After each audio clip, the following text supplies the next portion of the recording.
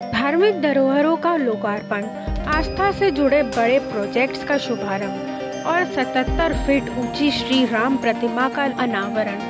प्रधानमंत्री नरेंद्र मोदी कर्नाटक और गोवा के महत्वपूर्ण दौरे पर हैं, जहां वे धार्मिक पर्यटन, सांस्कृतिक धरोहर का उद्घाटन करेंगे। इस दौरे पर मुख्य आकर्षण होगा गोवा में बनी भगवान श्री राम की दिव्य प्रतिमा का अनावरण।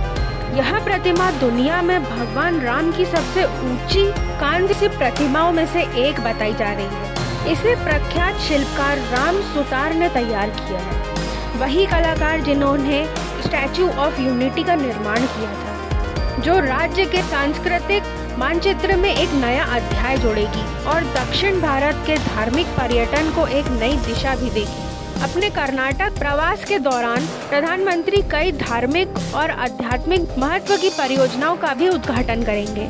इन परियोजनाओं का उद्देश्य न केवल क्षेत्र का आस्था को सुरक्षित बनाना है, बल्कि स्थानीय पर्यटन, रोजगार सृजन और आर्थिक गतिविधियों को भी गति देना है।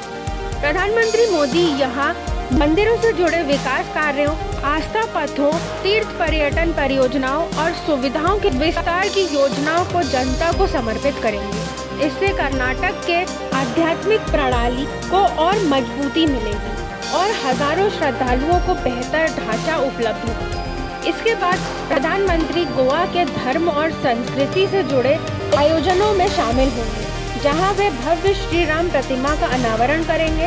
यह प्रतिमा न केवल वास्तुकला का अद्भुत नमूना होगी, बल्कि भगवान श्री राम की आस्था में प्रेरणा का एक केंद्र भी बनेगी।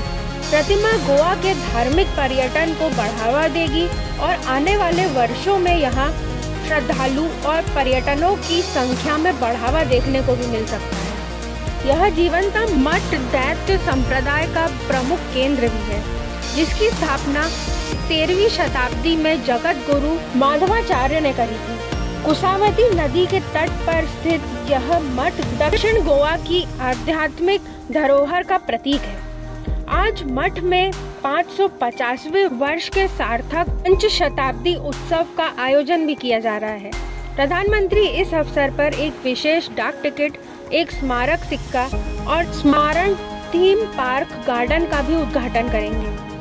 मठ प्रशासन का यह कहना है कि यह 77 फीट ऊंची प्रतिमा आने वाले समय में गोवा को धार्मिक पर्यटन के लिए एक बड़ा आकर्षण बनने जा रही है। पूरे परिसर को भव्य रूप से सजाया गया है और प्रतिदिन 7,000 से 10,000 श्रद्धालुओं के आने की उम्मीद है। प्रधानमंत्री का यह दौरा धार्मिक धरोहरों के संरक्षण, आध्यात्मिक पर्यटन को प्रोत्साहन और भारतीय सभ्यता की मूल आत्मा को उजागर करने की दिशा में एक महत्वपूर्ण कदम माना जा रहा है। केंद्र सरकार पहले से ही कई राज्यों में मंदिर विकास, कॉरिडोर निर्माण और सांस्कृतिक स्थलों के पुनरुद्धार पर लगातार काम कर रही है, जो भारत की संस्कृति, एकता और धार्मिक आस्था को और मजबूत करेगा। प्रधानमंत्री के इस दौरे से यह स्पष्ट है कि केंद्र सरकार धार्मिक पर्यटन और सांस्कृतिक विरासत को आर्थिक विकास के साथ सशक्त माध्यम के रूप में देख रही है। कर्नाटक और गोवा की ये परियोजनाएं न केवल आस्था का प्रतीक है, बल्कि स्थानीय विकास, रोजगार सृजन और पर्यटन के विस्तार की नई संभावनाओं को भी जन्म देगी।